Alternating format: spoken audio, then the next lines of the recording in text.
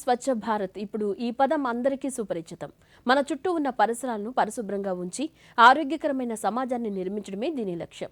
ప్రధాని నరేంద్ర మోదీ మదిలోంచి మెదిలి దేశవ్యాప్తంగా ప్రజలను ముందుకు నడిపించిన ఈ బృహత్తర కార్యక్రమం నేడు పల్లె పల్లెన విస్తరించింది. దీని స్ఫూర్తిగా తీసుకున్నారు కృష్ణా జిల్లా కలెక్టర్ డీకే బాలాజీ. ప్రతి శనివారం స్వచ్ఛ కృష్ణ నిర్వహిస్తూ ఆదర్శంగా నిలుస్తున్నారు.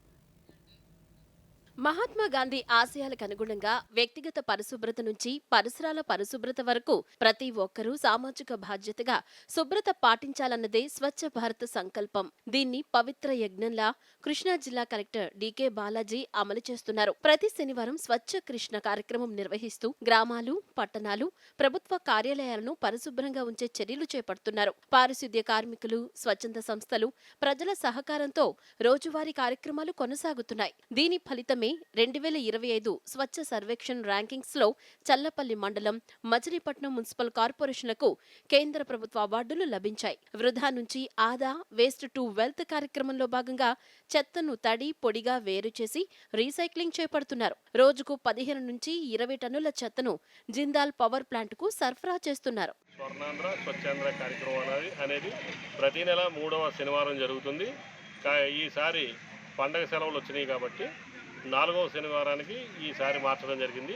ఇందులో భాగంగా ఈరోజు మచిలీపట్నం జిల్లా రిజిస్ట్రార్ ఆఫీసులో మరి ఈ పరిశుభ్రత అనేటువంటి కార్యక్రమం పెట్టుకోవడం జరిగింది. ఈ మొత్తం ఎంటైర్ గ్రౌండ్ అంతా కూడా శుభ్రం చేయడం జరిగింది. అందరికీ మనవి చేసేది ఏంటంటే మన ఇల్లు పరిశుభ్రంగా ఉంచుకోవాలి, అలాగే మన శరీరాన్ని పరిశుభ్రంగా ఉంచుకోవాలి, మన ఆలోచనలు పరిశుభ్రంగా ఉంచుకోవాలి.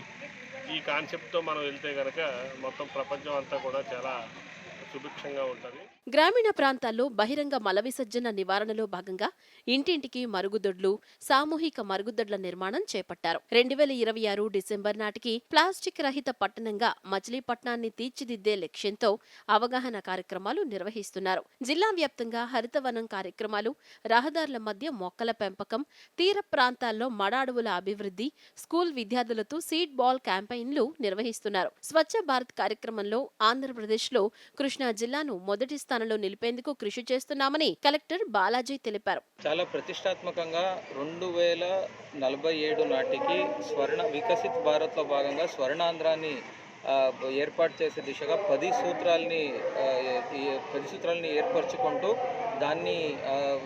దాన్నంతా కూడా అచీవ్ చేసే దిశలో అడుగులేస్తూ ఉంది.